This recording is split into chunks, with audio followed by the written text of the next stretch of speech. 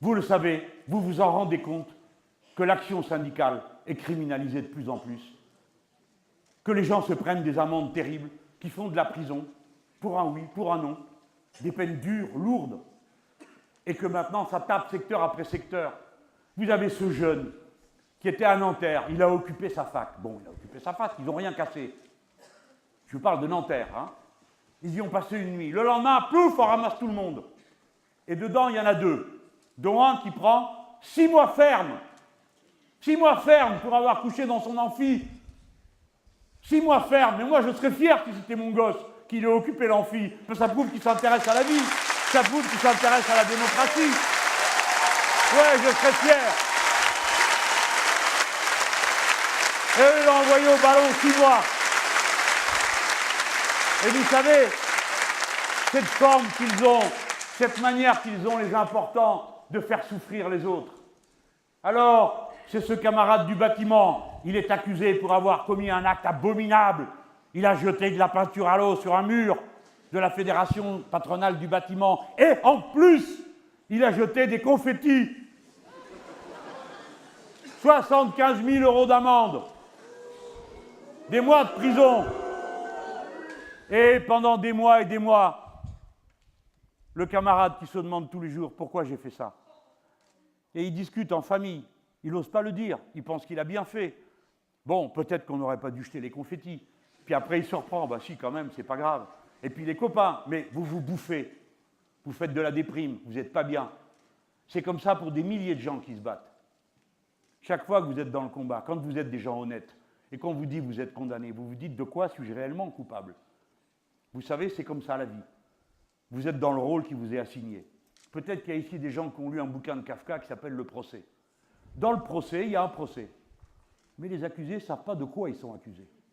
Mais ils se sentent coupables. Et ils vont d'un bureau à l'autre répondre à des questions. Et ils sont mal. Et bien là, c'est pareil pour tous ces camarades. Au bout de 4 ans de cette souffrance, le camarade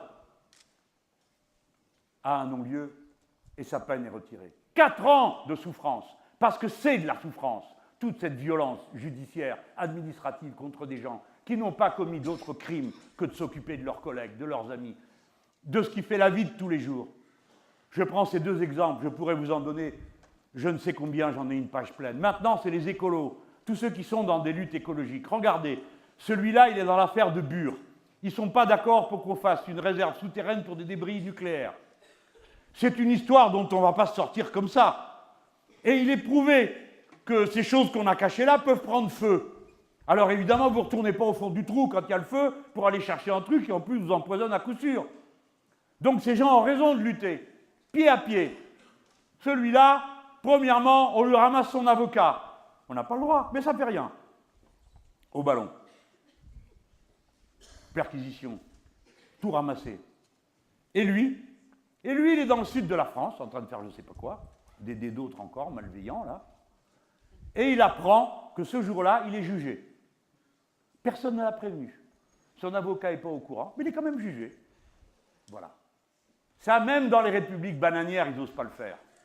Parce que je vais vous le dire, ce jour-là, d'accord, l'accusé était absent, mais le juge, de quel bois il est fait pour dire je juge quelqu'un qui n'est pas là? Dans quel système on vit? Qu'est-ce qui s'est passé?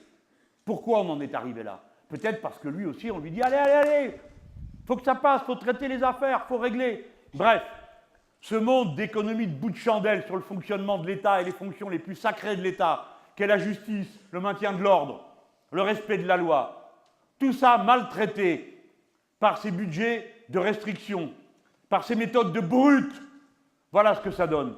Une société dans laquelle l'injustice est partout. Cette impasse démocratique, elle vient de franchir une étape. Après la criminalisation de l'action syndicale, après la criminalisation de l'action écologique, maintenant on vient de passer à la criminalisation de l'action politique, parlementaire.